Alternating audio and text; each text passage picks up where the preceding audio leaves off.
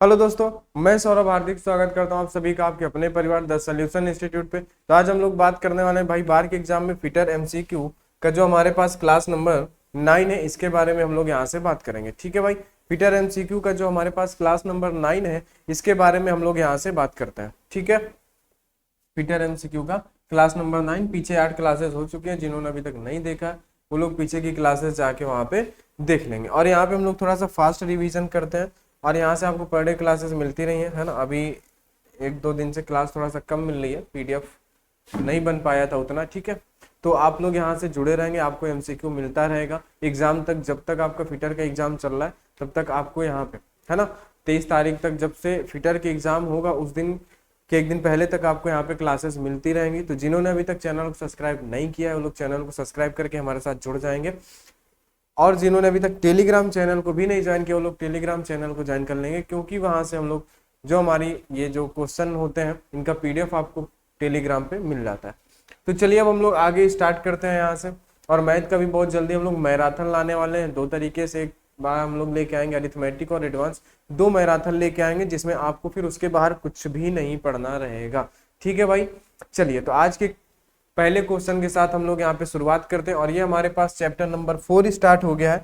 जैसा कि आपको बताया गया था कि हम लोग क्या बात करेंगे, जो हमारे पास होता है सूक्ष्म मापी यंत्र, सूक्ष्म मापी यंत्र के बारे में हम लोग यहाँ से बात करने वाले हैं। ये जो हमारा चैप्टर चलेगा। ठीक है, पहला क्वेश्चन है हमारे पास, एक माइक्रोमीटर की शून्य त्रुटि क्या है, प्लस mm है, प्लस का 0.001 mm है, और क्या है 0.175 mm की माप करने के लिए माइक्रोमीटर का पठन क्या होगा। यानी कि जब वो इतना माप रहा है तो उसका एक्चुअल में पाठांक क्या होगा। तो आप यहाँ पे देख रहे हो कि हमारे पास प्लस का दिया हुआ है 0.175 है, और ये हमारे पास प्लस का दे रहा है 001। तो ये प्लस का है, हमें प्लस करना पड़ेगा, तो 5 1 6, और ये तो 0.176 mm आपका हो जाएगा। कितना हो जाएगा, 0.176 mm हो जाएगा। ए नंबर आपका ये यहाँ से सही हो जाएगा। आपको हमेशा पता है कि जो भी हमारी धनात्मक त्रुटि होती है ना, उसके बारे में आपको पता होगा, और जो ऋणात्मक त्रुटि है इन सब के बारे में आपने अच्छे से पढ़ रखा होगा। आगे बात करते हैं, मीट्रिक वर्नियर माइक्रोमीटर के एक थिम्बल डिवीजन का मान क्या होता है।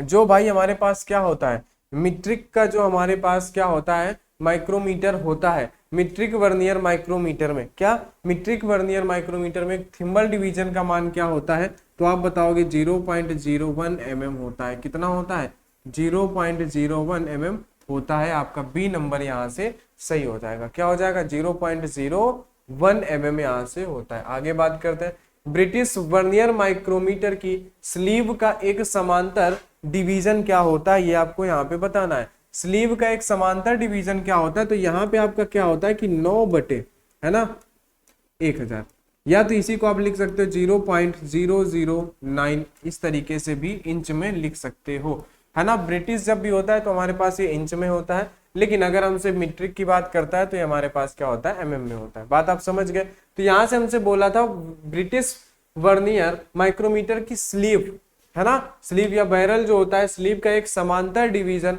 कितना होता है, तो आपको क्या बताना है कि 9 बटे 1000 इंच जो है यहाँ से होता है। बात आप समझ गए। आपका जो यहाँ से सही हो जाएगा वो हमारे पास क्या होगा, ठीक है, 9 बटे 1000 होगा। ठीक है, यहाँ पे दो ऑप्शन वही सेम लग रहे हैं, है ना। यहाँ पे शायद एक जीरो कम होगा, इस तरीके से आप कर लेना, आपका सी नंबर यहाँ से सही हो जाएगा। ठीक है, बात समझ गए। आगे बात करते हैं, ब्रिटिश वर्नियर माइक्रोमीटर के एक थिम्बल डिवीजन का मान क्या होता है, तो आपको पता है कि एक थिम्बल डिवीजन का मान वही अल्पतमांक 0.001 इंच होता है। अगर इसको फ्रैक्शन में लिखेंगे तो 1 बटे कितना आएगा हमारे पास, है ना, 1000 इंच आएगा। तो आप क्या बोलोगे, 1 बटे 1000, यानी कि आपका बी नंबर यहाँ से सही हो जाएगा। क्या सही हो जाएगा, बी नंबर आपका सही हो जाएगा। ये दोनों जो है सेम बातें हैं। आप 0.001 इंच लिखो या फिर 1 बटे 1000 इंच लिखो, दोनों क्या है, दोनों जो है हमारे पास सेम ही बातें हैं। आगे, डायल टेस्ट इंडिकेटर की बेजल, है ना, जो बेजल का प्रयोग किसके लिए किया जाता है, डायल टेस्ट इंडिकेटर में एक बेजल जो होता है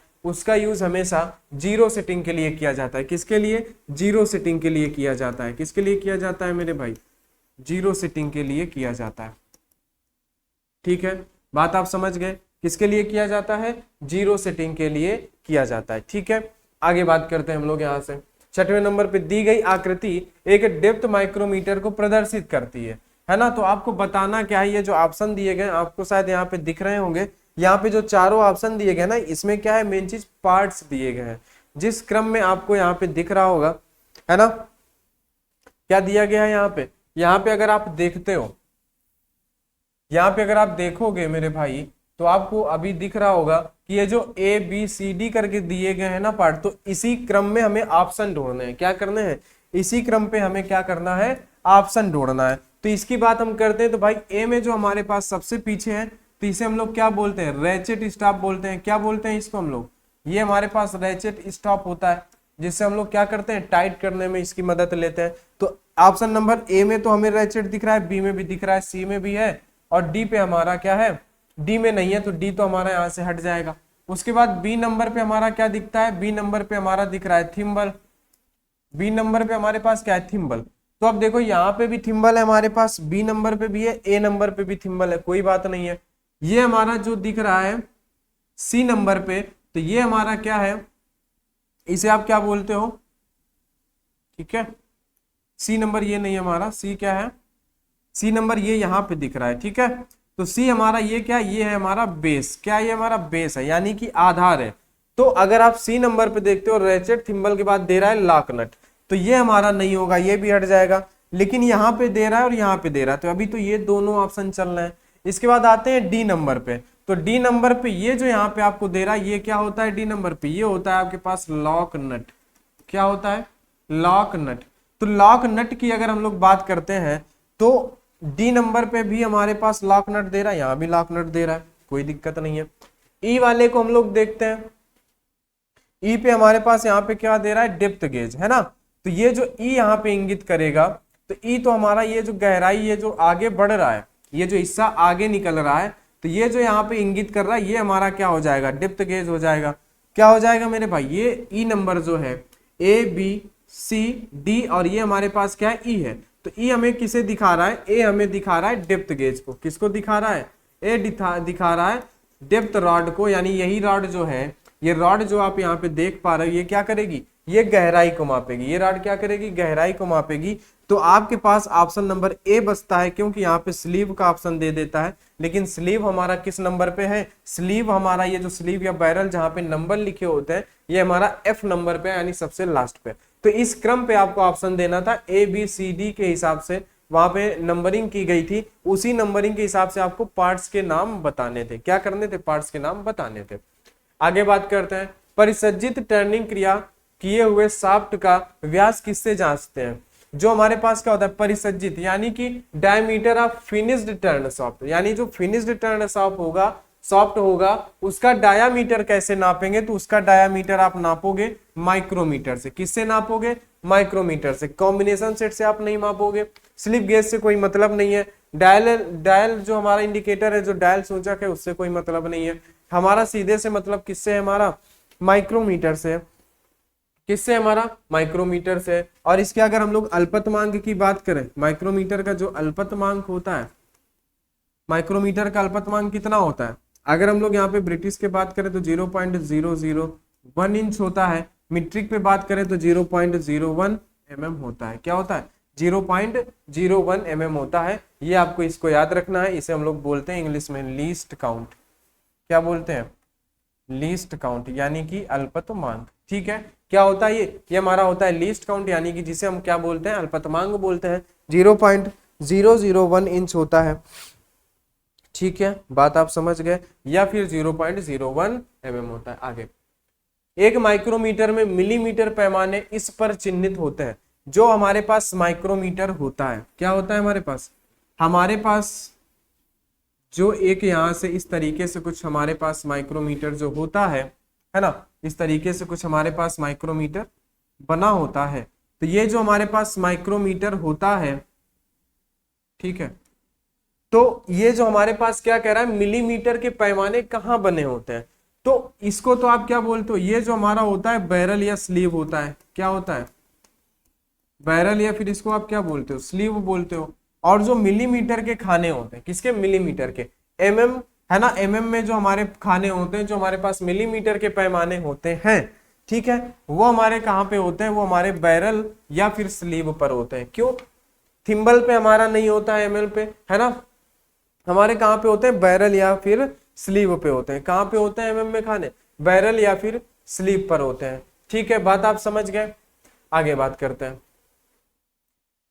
है ना। अंगुस्ताने की अच्छी अनंती, है ना, क्या है हमारे पास, अंगुस्ताने की अच्छी उन्नति एक माइक्रोमीटर में पिच के रूप में जाना जाता है जब अंगुस्तान पूर्ण करेगा, क्या करेगा, है ना। यहाँ पे हमसे क्या पूछा है, आपसे सीधे से पूछा है कि हमारे पास पिच क्या कहलाती, उन माइक्रोमीटर में पिच के रूप में जाना जाता है जब हमारे पास अंगुस्तान पूर्ण करेगा, यानी कि जो हमारा थिम्बल होता है उसी को बोल रहा है। थिम्बल को क्या बोल रहा है, जब थिम्बल एक चक्कर घूमेगा, क्या करेगा, जब थिम्बल क्या करेगा, हमारा एक चक्कर घूमेगा, उसी को हम क्या बोलते हैं, पिच कहते हैं। हमारा क्या होता है, जब हमारा थिम्बल एक चक्कर घूमता है तो हम उसको क्या बोलते हैं, उसको हम बोलते हैं पिच।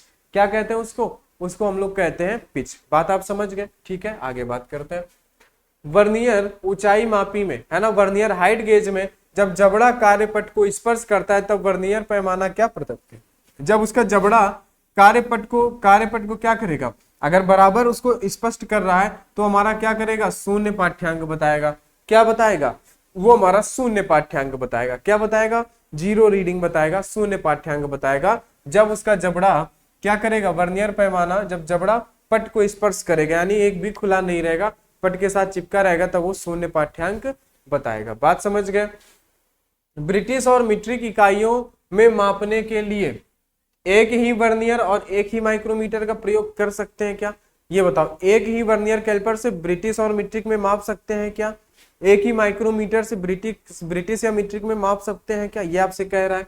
फिर क्या बोला है, विभिन्न वर्नियर और विभिन्न माइक्रोमीटर चाहिए, यानी दोनों के लिए, मीट्रिक के लिए अलग वर्नियर चाहिए, ब्रिटिश के लिए अलग वर्नियर चाहिए, मीट्रिक के लिए अलग माइक्रोमीटर, वर्नियर के लिए अलग माइक्रोमीटर। ये भी नहीं होगा, समान माइक्रोमीटर परंतु अलग अलग वर्नियर, या फिर क्या होगा, समान वर्नियर लेकिन अलग अलग माइक्रोमीटर। तो ये आपका डी नंबर यहां से सही हो जाएगा। क्यों, क्योंकि वर्नियर कैलिपर में क्या होता है ना, इंच के भी खांचे कटे होते हैं। क्या होता है, वर्नियर पे इंच के भी खांचे कटे होते हैं, आप वहां से बता सकते हो इंच की रीडिंग। उसमें मतलब क्या हो जाएगा, इंच और एमएम दोनों की रीडिंग बता सकते हो, यानी कि ब्रिटिश और मीट्रिक इकाई दोनों की रीडिंग आप बता सकते हो वर्नियर कैलिपर से। लेकिन माइक्रोमीटर हमारा क्या होगा, माइक्रोमीटर हमें अलग अलग चाहिए, क्योंकि माइक्रोमीटर में एमएम के ही खांचे होते हैं और जो दूसरा होगा उस पर सिर्फ इंच के ही खांचे होंगे। बात आप समझ गए। ठीक है, इसलिए हमारा ये ऑप्शन सही होगा, समान वर्नियर। एक वर्नियर से हम दोनों पद्धति में, दोनों में हम माप लेंगे, लेकिन माइक्रोमीटर हमें अलग ही चाहिए होगा हर एक पद्धति के लिए। डेप्थ माइक्रोमीटर का अल्पतमांक कितना होता है, आप सीधे से बता दोगे 0.01 mm, है ना। माइक्रोमीटर जितने भी होते हैं उनका यही होता है, हमारा लीस्ट काउंट क्या होता है, हमसे क्या पूछा है, लीस्ट काउंट। उनका लीस्ट काउंट यही होता है 0.01 mm। ठीक है, क्या होता है, 0.01 mm होता है। बात समझ गए। आगे, गहराई यानी डेप्थ माइक्रोमीटर का उपयोग किस लिए किया जाता है, छिद्र की गहराई मापने के लिए किया जाता है। ठीक है, बाहरी व्यास मापने के लिए नहीं होगा। डेप्थ माइक्रोमीटर क्या करेगा, गहराई मापेगा, तो हम क्या बोलेंगे, छिद्र की गहराई मापने के लिए किया जाता है। किसके लिए किया जाता है, छिद्र की गहराई मापने के लिए किया जाता है। ठीक है,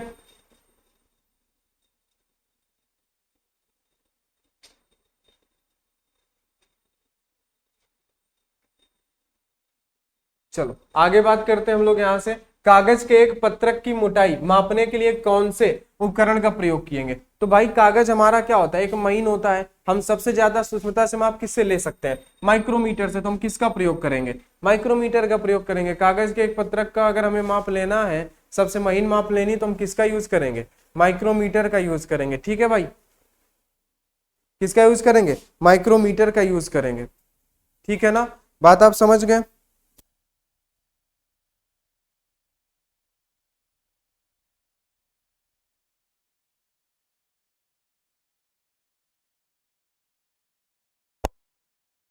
ठीक है भाई, चलो बात समझ गए आप यहां से, माइक्रोमीटर।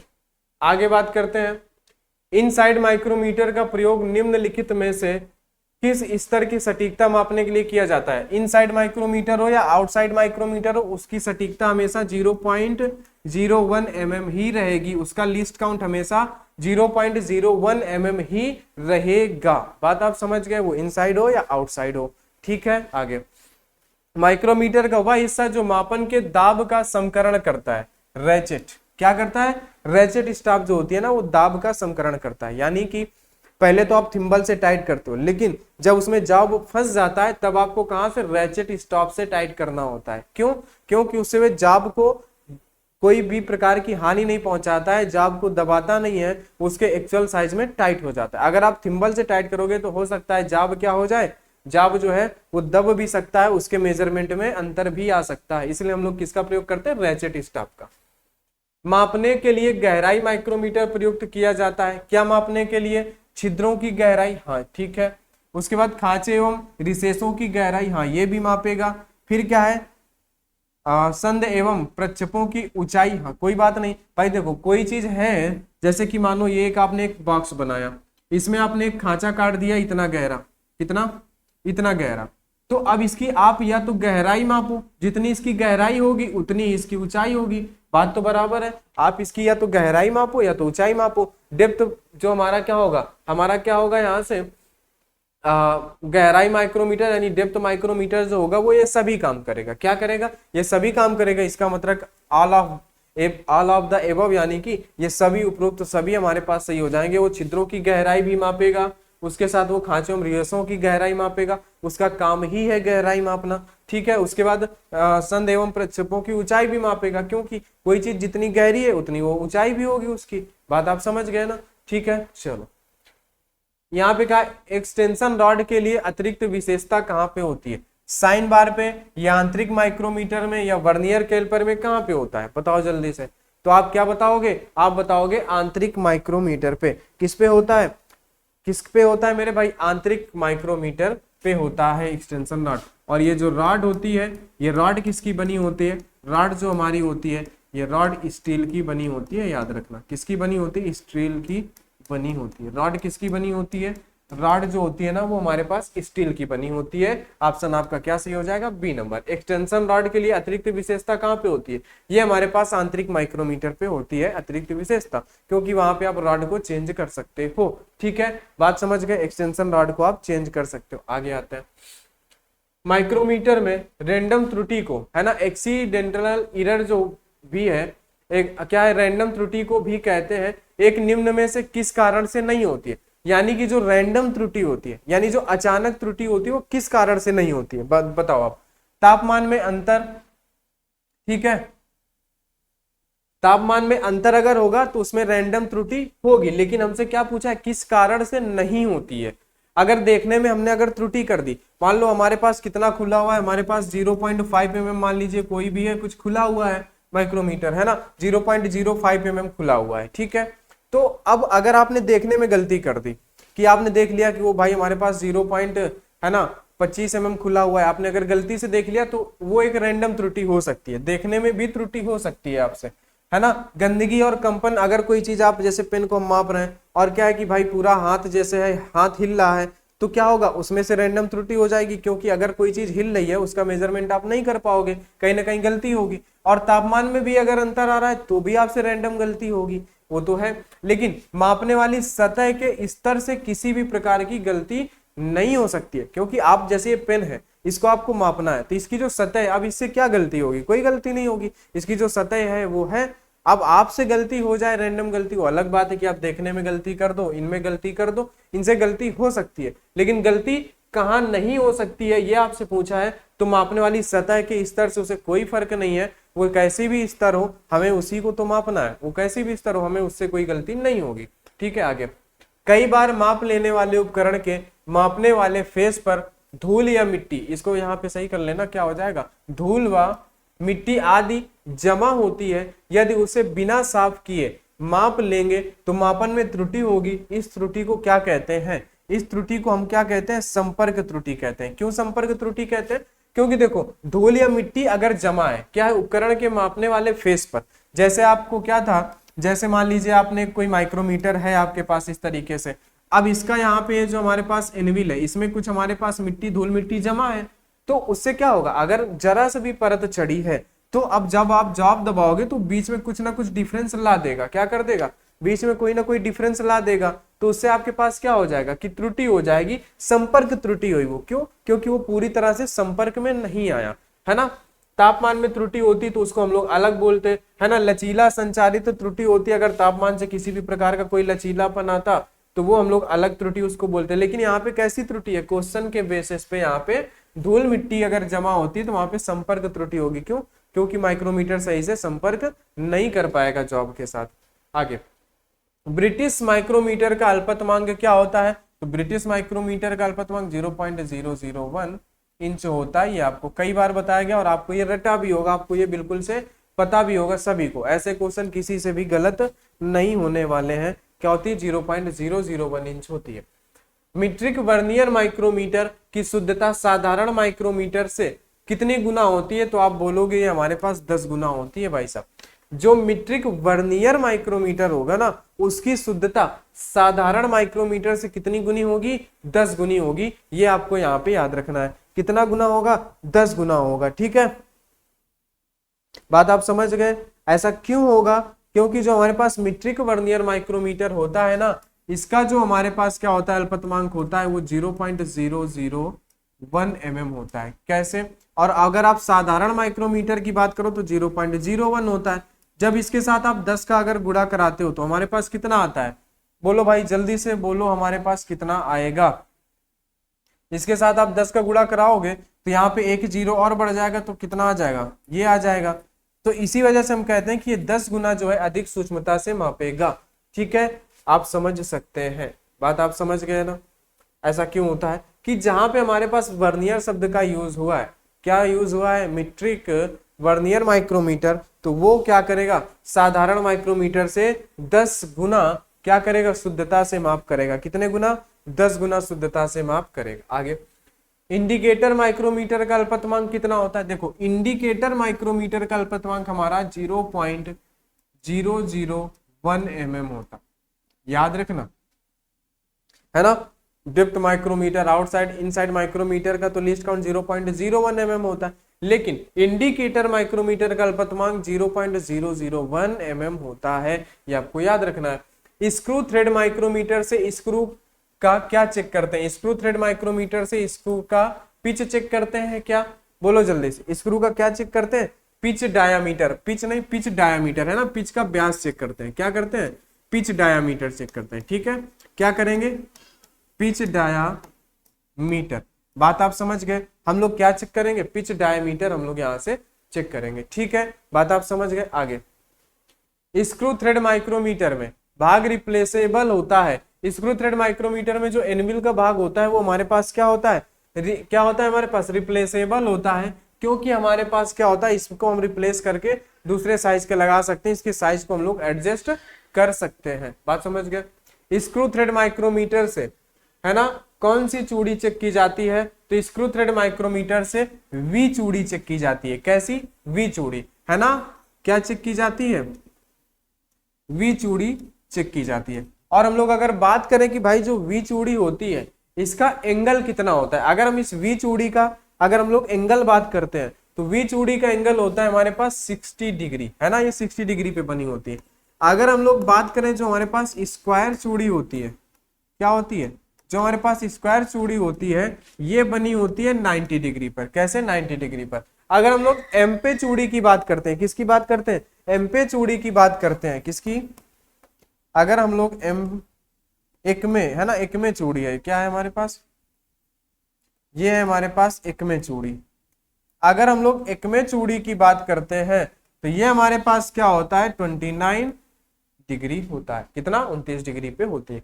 ये बात आप यहां से समझ गए होंगे, ठीक है, कि ये इस प्रकार की होती है। ठीक है मेरे भाई, बात आप समझ गए कि नहीं समझ गए? चलो आगे। डेप्थ माइक्रोमीटर की रेंज बदलने के लिए किस पार्ट का प्रयोग किया जाता है? बताओ जल्दी से। ठीक है, अगर हमें क्या करना है, डेप्थ माइक्रोमीटर की अगर रेंज बदलनी है तो हमें क्या करना पड़ेगा? विस्तारक छड़ का प्रयोग करना पड़ेगा, यानी कि उसके लंबी राड का प्रयोग करना पड़ेगा। जो वहां पे राड लगी होगी उसकी जगह में लंबी राड लगाना पड़ेगा, तभी तो डेप्थ जो हमारे पास माइक्रोमीटर होगा उसका साइज बढ़ेगा। क्योंकि उसका साइज ही क्या होगा? जो उस पे रॉड निकलती है वही उसका साइज होता है। जितना वो रॉड होगी उतनी वो माप कर पाएगा। ब्रिटिश माइक्रोमीटर का अल्पतमांक कितना होता है, तो आप बोलोगे ब्रिटिश माइक्रोमीटर का अल्पतमांक 1/1000 इंच, या इसी को 0.001 इंच भी कहोगे। बात आप समझ गए, ठीक है। ये आपके पास कुछ साधारण क्वेश्चन है, इनको आप आराम से कर लोगे। आगे, ब्रिटिश माइक्रोमीटर की स्पिंडल पर 1 इंच में कितनी चूड़ियां होती हैं, आप बताओगे 40 चूड़ियां होती हैं। कितनी होती हैं, 40। कितनी होती हैं, 40 चूड़ियां होती हैं। ब्रिटिश माइक्रोमीटर के स्पिंडल पर 1 इंच में कितनी चूड़ियां होती हैं भाई, 1 इंच पर 40 चूड़ियां होती हैं, ये आप याद रखना। आगे, माइक्रोमीटर के पार्ट्स बनाए जाते हैं। माइक्रोमीटर के जो पार्ट्स होते हैं ना, ये काहे के बनाए जाते हैं, माइक्रोमीटर के जो पार्ट्स होते हैं ये बनाए जाते हैं इनवार स्टील के। किसके, ये बनाए जाते हैं इनवार स्टील के। किसके बनाए जाते हैं, इनवार स्टील के बनाए जाते हैं। ठीक है, माइक्रोमीटर के जो भी पार्ट्स होते हैं वो किसके बनाए जाते हैं, इनवार स्टील के बनाए जाते हैं मेरे भाई। ठीक है, किसके, इनवार स्टील के। आ जाओ आगे। माइक्रोमीटर की स्पिंडल में चूड़ी कैसी कटी होती है, single start. Single start thread की चूड़ियां कटी होती है, कैसी, सिंगल स्टार्ट। ठीक है, बात समझ गए, कैसी, सिंगल स्टार्ट। आगे, माइक्रोमीटर का सिद्धांत क्या होता है, नट व बोल्ट का सिद्धांत होता है। ठीक है, नट में कैसी चूड़ियां कटी होती हैं, नट में जो होती है अंदरूनी चूड़ियां कटी होती हैं, कैसी, अंदरूनी। और अगर बोल्ट की बात करें, बोल्ट में कैसी चूड़ियां होती हैं, बोल्ट में जो होती है बाहरी। यानी कि इसमें हमारे पास क्या होती है, इंटरनल थ्रेड होता है। इसमें क्या होता है, इंटरनल थ्रेड होता है। और इसमें क्या होता है, इसमें हमारे पास एक्सटर्नल थ्रेड होता है। क्या होता है, एक्सटर्नल थ्रेड होता है। बात आप समझ गए।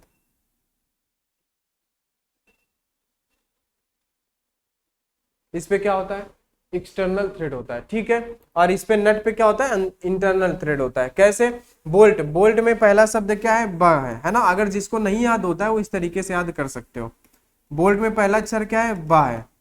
तो बा से मतलब क्या हो गया, बाहरी, है ना। इस तरीके से आप याद कर सकते हो, बोल्ट मतलब बाहरी चूड़ियां, तो नट में अंदरूनी चूड़ियां हो जाएंगी। आगे, सेफ माइक्रोमीटर किसे कहते हैं, बताओ जल्दी से। जिसमें रैचेट स्टाफ लगी हो वह कार्य करती, उसे हम लोग क्या कहते हैं, सेफ माइक्रोमीटर कहते हैं। जिसमें रैचेट स्टाफ लगी हो और वह काम करती हो। अगर नहीं लगी है तो फिर सेफ नहीं है। क्यों, क्योंकि आप फिर क्या करोगे, हाथ से टाइट करोगे और उसका साइज, हर एक बच्चे का साइज क्या होगा, अलग आएगा। अगर आप रैचेट स्टाफ से टाइट करके निकालते हो तो हर एक बच्चे का जो मेजरमेंट निकालोगे, है ना, वो सेम आएगा। माइक्रोमीटर स्पिंडल एवं एनविल के फेस बने होते हैं, किसके बने होते हैं, बोलो जल्दी से, किसके बने होते हैं। जो स्पिंडल व एनविल के फेस होते हैं वो हमारे पास कार्बाइड के बने होते हैं। किसके बने होते हैं, कार्बाइड के, कार्बाइड के बने होते हैं, है ना। स्पिंडल के जो एनविल और जो हम स्पिंडल व एनविल के जो फेस होते हैं वो किसके बने होते हैं, वो बने होते हैं कार्बाइड के। किसके बने होते हैं भाई, कार्बाइड के बने होते हैं। आगे बात करते हैं, मीट्रिक माइक्रोमीटर का अल्पतमांक क्या होता है, उसका अल्पतमांक होता है 0.01 mm। यानी कि इसको अगर फ्रैक्शन पे बदलोगे 1/100 mm। तो यहां से जो भी ऑप्शन आपको सही लग रहा है उसको आप टिक कर सकते हो, 1/100 mm। ठीक है, आगे, माइक्रोमीटर में जब धनात्मक त्रुटि होगी तब क्या करेंगे। थिम्बल की जीरो बैरल या स्लीव की डेटम लाइन से आगे होगी क्या, नहीं। क्या होगा, थिम्बल की जीरो जो होगी वो क्या होगा, डेटम लाइन से पीछे होगी। देखो ऐसे होता है, यहाँ पे देख लो, है ना, इस तरीके से कुछ बना होता है। ये होती है इसकी डेटम लाइन। क्या होती है ये जो ये बीच वाली लाइन होती है डेटम लाइन होती है। और यहाँ पे आपके पास कुछ नंबर होते हैं, जैसे कि ये 0 हो गया, ये फिर 5 हो गया, इधर ये 45 होगा। तो ये जब 0 क्या हो गया, जब 0 हमारे पीछे रह जाता है तो कैसी होगी, धनात्मक त्रुटि होगी। कैसे होगी, धनात्मक त्रुटि होगी। बात समझ रहे हो। अगर ये 0 हमारा पीछे रह जाता है तो क्या होती है, ये धनात्मक त्रुटि होती है। और धनात्मक त्रुटि को एक्चुअल जो रीडिंग होती है उसमें हमेशा घटाते हैं। क्या करते हैं, घटाते हैं। बात समझ गए। आगे, माइक्रोमीटर में ऋणात्मक त्रुटि होगी तब क्या होगा,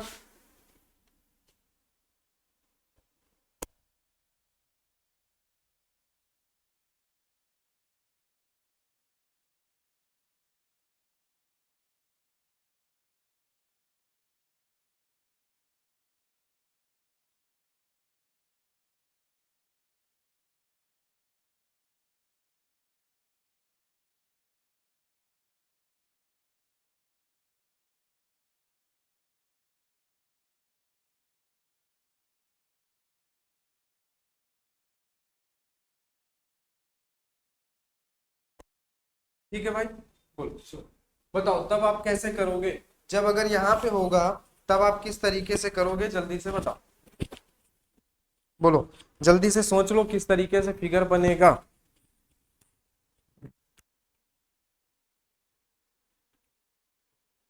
ठीक है भाई, बोलो कैसे बनेगा। हमने अभी क्या देखा कि जब हमारे पास धनात्मक त्रुटि थी तब वो पीछे रह जा रहा था डेटम लाइन से, लेकिन अब क्या होगा हमारे पास, अब जो होगा,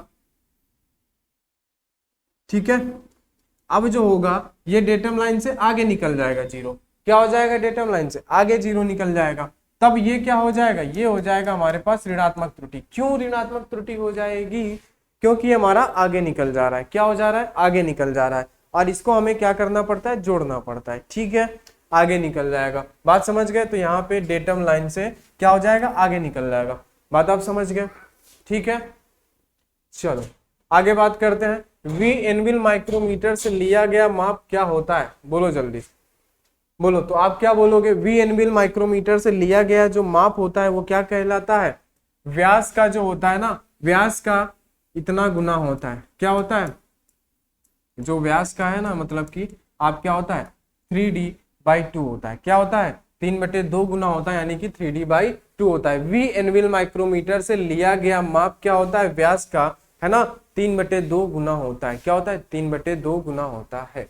स्क्रू थ्रेड माइक्रोमीटर से चूड़ी का क्या चेक करते हैं, स्क्रू थ्रेड माइक्रोमीटर से आप क्या चेक करते हो, आप चूड़ी की पिच चेक करते हो, क्या करते हो, स्क्रू थ्रेड माइक्रोमीटर से आप चूड़ी की पिच चेक करते हो, बात आप समझ गए। आगे ट्यूब माइक्रोमीटर से क्या चेक करते हो, पाइप की मोटाई चेक करते हो, ट्यूब या पाइप की मोटाई चेक करते हो। आगे बात करते हैं, ऑटोमोबाइल माइक्रोमीटर की विशेषता क्या होती है मेरे भाई, ऑटोमोबाइल माइक्रोमीटर की विशेषता क्या होती है, इसकी एनविल रिप्लेसेबल होती है, जिससे एक ही माइक्रोमीटर से 100 mm की रेंज में माप ले सकते हैं। बात समझ गए, ऑटोमोबाइल्स माइक्रोमीटर की विशेषता क्या होती है, इसकी एनविल जो है रिप्लेसेबल होती है, जिससे एक ही माइक्रोमीटर से 100 mm की रेंज तक के माप हम लोग क्या ले सकते हैं, है ना, ठीक है, बात समझ गए, 100 mm की रेंज में माप ले सकते हैं।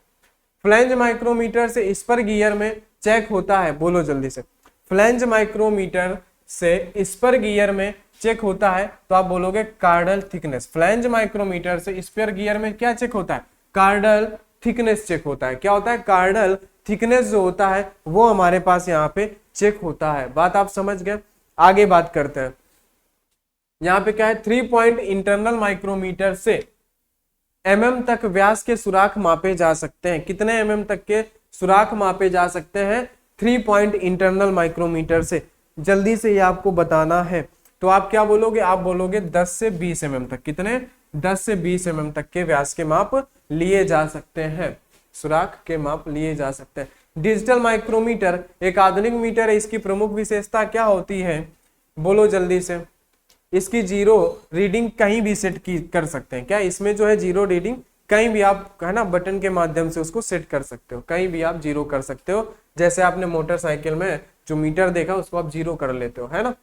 डेप्थ माइक्रोमीटर में आउटसाइड माइक्रोमीटर की तरह फ्रेम व एनविल नहीं होती है, इसके अतिरिक्त ये आउटसाइड माइक्रोमीटर से कैसे भिन्न है, बोलो जल्दी से, ठीक है, बोलो जल्दी से, क्या होगा, आप बताओगे कि इसमें थिम्बल द्वारा ढके विभागों की रीडिंग ली जाती है, इसमें क्या होता है, थिम्बल के द्वारा जो ढक लेगा उसकी रीडिंग ली जाती है, और डेप्थ माइक्रोमीटर में, है ना, आउट फ्रेम एक होता है, इसके अतिरिक्त वो आउटसाइड माइक्रोमीटर से कैसे भिन्न होता है, आउटसाइड माइक्रोमीटर से क्या होगा, जो एनविल के बाहर दिखता है उसकी रीडिंग लेते हैं, लेकिन जो हमारे पास डेप्थ माइक्रोमीटर होता है इसमें क्या होता है, एनविल से जो क्या है हमारे पास, कि जो हमारे पास थिम्बल द्वारा ढक जाता है, जो थिम्बल से ढक जाता है उसकी रीडिंग हम लेते हैं, बात समझ गए। आगे, किस यंत्र द्वारा एक बेलनाकार रॉड का व्यास अत्यंत सूक्ष्मता से मापा जा सकता है, माइक्रोमीटर, किसके द्वारा मापा जा सकता है, माइक्रोमीटर के द्वारा मापा जा सकता है, बोले भाई बताओ, ठीक है। आगे, माइक्रोमीटर किस सिद्धांत पर कार्य करता है, नट एवं बोल्ट के सिद्धांत पर कार्य करता है। आगे, ब्रिटिश माइक्रोमीटर का लीस्ट काउंट क्या होता है, ब्रिटिश माइक्रोमीटर का लीस्ट काउंट 0.001 इंच होता है, ठीक है, बोलो जल्दी से, बताओ भाई, जीरो, है ना, मीट्रिक पूछता है तो हम क्या बताते हैं 0.01। वर्नियर माइक्रोमीटर द्वारा कम से कम कितनी माप ली जा सकती है, वर्नियर माइक्रोमीटर द्वारा कम से कम कितनी माप आप ले सकते हो, 0.02 mm, कितना, 0.02 mm, ठीक है, बोलो क्या ये सही है? बोलो भाई, क्या ये सही है? नहीं, है ना। हम लोग माइक्रोमीटर की बात कर रहे हैं, वर्नियर कैलिपर की नहीं कर रहे हैं। यहाँ पे क्या हो जाएगा, वर्नियर माइक्रोमीटर अधिक शुद्धता से माप लेगा, यानी 0.00 एम। ये साधारण माइक्रोमीटर से 10 गुना लेता है। साधारण माइक्रोमीटर 0.01, ठीक है। जो हमारे पास क्या होगा, जो हमारे पास सिंपल माइक्रोमीटर होगा, सिंपल माइक्रोमीटर क्या करेगा, 0.01 mm तक लेगा। लेकिन ये जो हमारे पास वर्नियर माइक्रोमीटर होगा, ठीक है, जो हमारे पास क्या होगा, जो हमारे पास वर्नियर माइक्रोमीटर होगा, ये क्या करेगा, 0.001 mm तक की सूक्ष्मता से माप ले सकता है। आगे 50 नंबर, माइक्रोमीटर के रैचेट स्टाफ का क्या कार्य है? परिशुद्ध रीडिंग देना, रीडिंग के लिए उचित दबाव देना। क्या करना, रीडिंग के लिए उचित दबाव देना, हद से ज्यादा दबाव नहीं देना। अगर आप थिम्बल से टाइट करते हो तो ज्यादा दबाव देता है, लेकिन यहाँ पे इसके कहने का मतलब क्या है कि हमें जो है रीडिंग के लिए उचित दबाव देना, ये हमारे लिए क्या करता है, माइक्रोमीटर में रैचेट स्टाफ का काम होता है। बात समझ गए? तो ये थे हमारे पास कुछ सूक्ष्म मापी यंत्र के इंपॉर्टेंट क्वेश्चन जो 50 है। आगे भी हमारे पास और 50 क्वेश्चन है, जो क्लास आगे आपको क्लास नंबर 10 पे क्वेश्चन देखने को मिलेंगे। ये हमारे पास क्लास नंबर 9 थी आज, ठीक है। आगे आपको मिलेगी क्लास नंबर 10, जिसमें सूक्ष्म मापी यंत्र के और भी कुछ क्वेश्चन है, कुछ इंपॉर्टेंट फैक्ट है, जिससे आपको और भी अधिक, है ना, क्या होगा, और भी अधिक जो है आपको हेल्प मिलेगी, जिससे आप एग्जाम में और भी ज्यादा क्वेश्चन सही कर पाओ।